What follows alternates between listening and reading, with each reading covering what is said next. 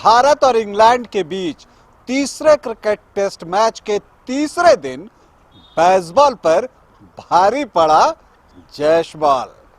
जी हाँ, बताऊंगा कि कैसे यशस्वी जायसवाल ने मैच में भारत को बहुत आगे कर दिया है और इन सारी चीजों पर चर्चा होगी। ये भी बताऊंगा कि अश्विन जो है इस टेस्ट मैच में आगे क्यों हिस्सा नहीं ले पाएंगे। लेकिन पहले बता दूं कि आप देख रहे हैं न्यूज बाय स्कोप और मैं हूं राकेश रंजन। भारत और इंग्लैंड के बीच तीसरे क्रिकेट टेस्ट मैच का तीसरा दिन जो है पूरी तरह से भारत के नाम रहा और कहना पड़ेगा कि जो बेसबॉल है इंग्लैंड का उस पर जयेश बॉल भारी पड़ा। जयेश बॉल मतलब यशस्वी जायसवाल का जो खेल है वो उस पर भारी पड़ा और उन्होंने दिखाया कि कैसे वो खेलते हैं।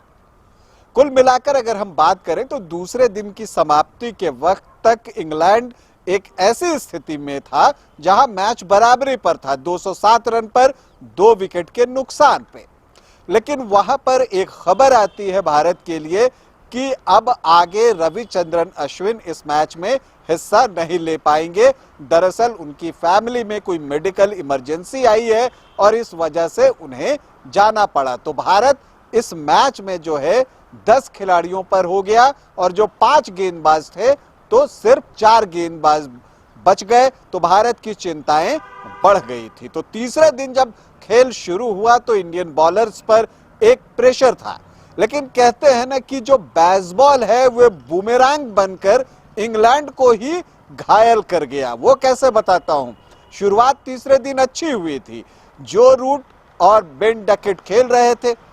जसप्रीत बुमराह गेंदबाजी के लिए आते हैं और जो रूट ये हिमाकत करते हैं कि वो जसप्रीत बुमराह की गेंद पर रिवर्स स्वीप लगाने का प्रयास करते हैं और इस प्रयास में वो स्लिप में यशस्वी जायसवाल को अपना कैच थमा बैठते हैं और यहीं से जो है भारत को वो ओपनिंग मिल जाती है जिसकी कि उसे तलाश थी। मैंने आपको कहा था कि अगर तीसरे दिन भारत को बेहतर करना है तो पहले आधे घंटे का उपयोग उसे बेहतर तरीके से करना होगा और भारत ने किया।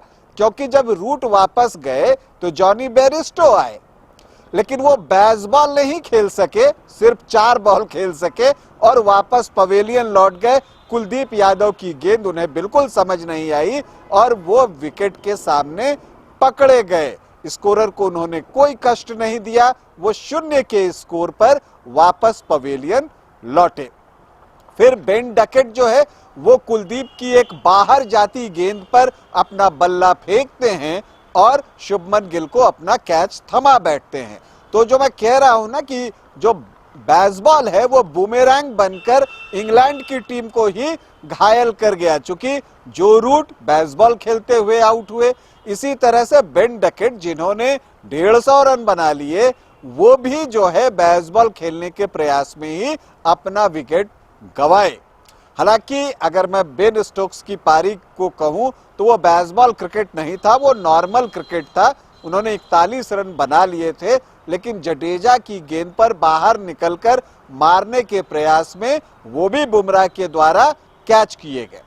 एक समय इंग्लैंड का स्कोर 399 रनों पर 5 विकेट था और यहां पर लग रहा था कि इंग्लैंड की टीम 375-80 तक तो जरूर जाएगी। लेकिन फिर उसके बाद एक कोलैप्स आता है और देखते ही देखते इंग्लैंड की टीम 319 के स्कोर पर सिमट जाती है और उनकी जो पारी है, पहली पारी, वो खत्म हो जाती है। पहली पारी के आधार पर भारत को 126 रनों की बढ़त मिलती है। रोहित शर्मा और यशस्वी जायसवाल बल्लेबाजी के लिए आते हैं। रोहित 19 रन बनाकर आउट हो जाते हैं लेकिन यशस्वी जायसवाल ने अपना जैश बॉल दिखा दिया, फिर से दिखाया। इस सीरीज में वो इंग्लैंड को बार बार जो है अपना जैश बॉल दिखा रहे हैं और उन्होंने ताबड़तोड़ बल्लेबाजी की। हालांकि शुरुआत उन्होंने बहुत संभल कर की लेकिन जब एक बार खुले तो ऐसे खुले कि फिर क्या एंडरसन और क्या रेहान अहमद,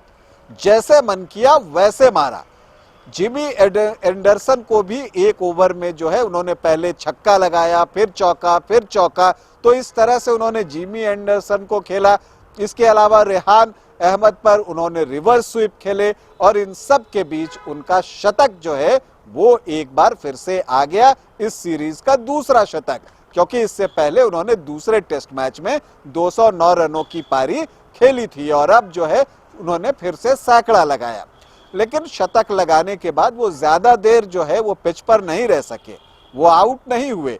दरअसल जो है उनके बैक में कुछ समस्या आई, एक दो बार फिजियो भी आए, लेकिन जो है वो चोट उन्हें लगता है वो इंजरी उन्हें है और फिर उन्होंने एक समझदारी भरा फैसला लिया और वापस पवेलियन लौट गए। अगर जरूरत पड़ेगी तो वो फिर बल्लेबाजी के लिए आएंगे, लेकिन उनके आउट होने के बाद रजत पाटीदार भी आउट हो गए। लेकिन एक तरफ शुभमन गिल जमे हुए हैं, अपने शतक की ओर धीरे धीरे बढ़ रहे हैं और अब अगर चौथे दिन शुभमन गिल एक बड़ा शतक लगा देते हैं तो फिर भारत के लिए जीत के दरवाजे खुल जाएंगे। तो कुल मिलाकर तीसरे दिन जो है भारत का जलवा रहा और भारत ने हर क्षेत्र में इंग्लैंड को पछाड़ा है। तो जो आप कहते हैं ना मूविंग डे तीसरे दिन को कहा जाता है, तो तीसरे दिन जो कि मूविंग डे था, मैच जो है वो मूव कर चुका है भारत की तरफ।